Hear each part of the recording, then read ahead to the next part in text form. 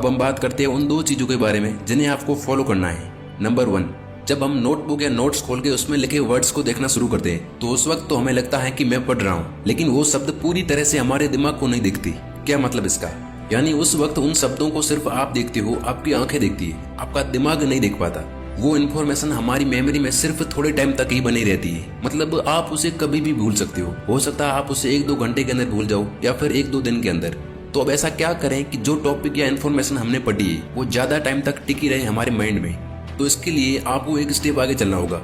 आप सबसे पहले कुछ देर तक पूरे ध्यान से किसी टॉपिक या पैराग्राफ को पढ़ें। उस टाइम आपको इस बात का स्ट्रेस नहीं लेना है कि कुछ याद है या नहीं। आधा घंटा, 1 घंटा या जितना भी आपकी कैपेसिटी है उतनी देर पढ़ ले। फिर आपने जो पढ़ा है उसे दोबारा पढ़ते हुए साथ में कठिन और इम्पोर्टेंट चीजों को शॉर्ट में लिखते हुए चलें। शॉर्ट नोट्स बनाते रहें। देखो उसमें टाइम थोड़ा सा एक्स्ट्रा लगता है, लेकिन बाद में ये चीजें बहुत बहुत ज्यादा फायदा देगी आपको। कैसे, वो मैं बताता हूँ आपको आगे। तो जब आप इस तरह से पढ़ेंगे तो चीजें आपके दिमाग में बैठना शुरू हो जाएगी। फिर एक ब्रेक लेकर फिर से पढ़ने बैठ जाएं और इसी तरह से पढ़ते रहें। फिर लास्ट में जो आपने लिख लिख के याद किए थे या जो शॉर्ट नोट्स बनाए थे उसे फटाफट से रिवाइज कर लें। और इसके बाद आप यदि एक और चीज कर लेते हो तो आपने जो भी चीजें पढ़ी थी उसके अंदर से कोई भी क्वेश्चन आए एग्जाम में आप उसे कर दोगे आसानी से। और ये काम है पढ़े हुए मटेरियल में से क्विज या MCQ सॉल्व करना। इसमें आपको मजा तो आएगा ही, साथ में बहुत ज्यादा टाइम तक याद रहेंगी चीजें।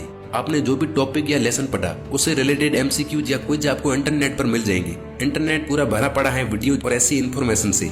अब आप कहेंगे कि ऐसे तो टाइम लग जाता है। देखो, पढ़ाई में पहली बार किसी चीज को आप जितना ज्यादा टाइम दोगे अगली बार उससे भी आधा टाइम देना पड़ेगा और चीजें और ज्यादा लॉन्ग टर्म के लिए याद रहना शुरू हो जाएगी। पर्सनल एक्सपीरियंस से बता रहा हूँ मैं, यदि ये चीज आप कंसिस्टेंटली करते हो तो आपको जिस चैप्टर या लेसन को 1 घंटा लगता था पढ़ने में, एक टाइम के बाद आप उसे 10-15 मिनट में निपटा दोगे।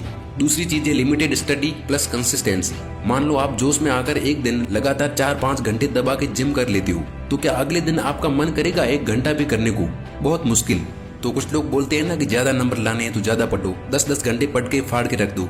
देखो, ये बातें सिर्फ सुनने में अच्छी लगती है, आपको स्मार्ट स्टडी करनी है। टॉपर्स भी यही करते हैं। यानी आप डेली आधा चैप्टर या आधा लेसन ही पढ़े, लेकिन कंसिस्टेंटली पूरे साल पढ़ते रहें। जब आपके एग्जाम्स पास में नहीं है तब भी पढ़ते चलें। कुछ स्टूडेंट किसी दिन मोटिवेट होकर 8-10 घंटे पढ़ लेते हैं, लेकिन ऐसा वो ज्यादा से ज्यादा 2-3 दिन ही कर पाते। जोश खत्म होते ही वो पढ़ना ही छोड़ देते हैं। आप ऐसा ना करें, यानी आप कम और थोड़ा थोड़ा पढ़े, लेकिन डेली पढ़े।